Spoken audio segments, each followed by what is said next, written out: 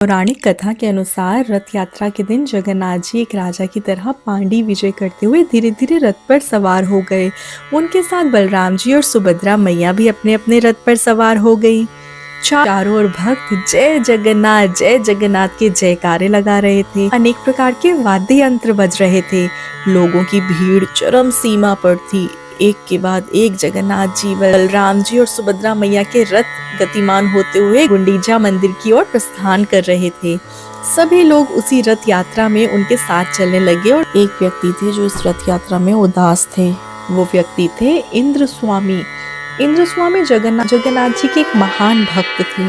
प्रतिदिन जगन्नाथ जी के दर्शन करने मंदिर में आते और इसके साथ ही अपने ध्यान अवस्था में भी उनके प्रत्यक्ष दर्शन करते थे।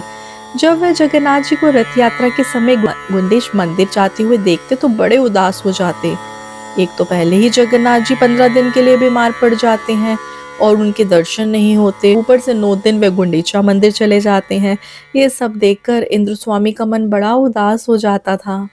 फिर उदास इंद्र स्वामी ने क्या किया, एक दिन रथ यात्रा शुरू होने के बाद दुखी मन से वह सिंह द्वार के पास खड़े थे।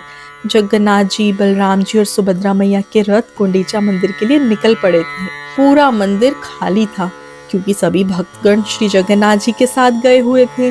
लेकिन इंद्र स्वामी को इस बात का विश्वास नहीं हो रहा था। उन्होंने मन ही मन सोचा कि कैसे भगवान अपनी रत्न वेदी छोड़कर जा सकते हैं। भगवान तो पुराणों में भी कहते हैं कि चाहे प्रलय आ जाए या फिर ये मंदिर नष्ट हो जाए, फिर भी मैं ये स्थान छोड़कर कभी नहीं जाऊंगा। तो फिर वे नीलाचल धाम छोड़कर कैसे जा सकते हैं?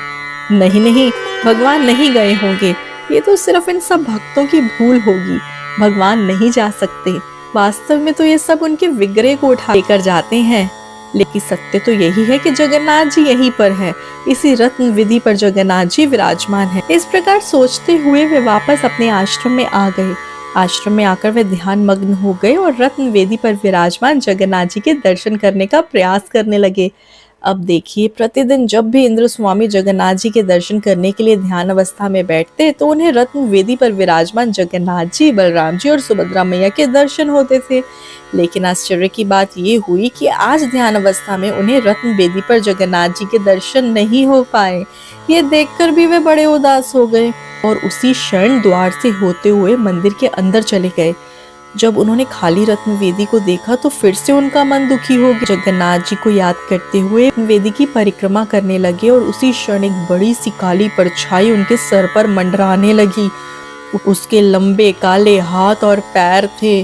उसके बड़े बड़े नाखून, लाल आंखें अत्यंत भयावह थी। उसके सफेद बाल जमीन को छू रहे थे और जीवा कई गुना लंबी थी। इस भयंकर स्वरूप को देखकर इंद्र स्वामी घबरा गए। आखिर उन्होंने जगन्नाथ जी को याद किया और हिम्मत एकत्रित करके उस काली विशाल परछाई से पूछा।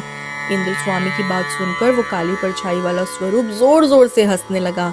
उसने कहा, अरे मूर्ख, मुझे आदेश देने वाले तुम कौन होते हो? मैं इस स्थान पर रक्षक हूँ और मेरा नाम है भैरव।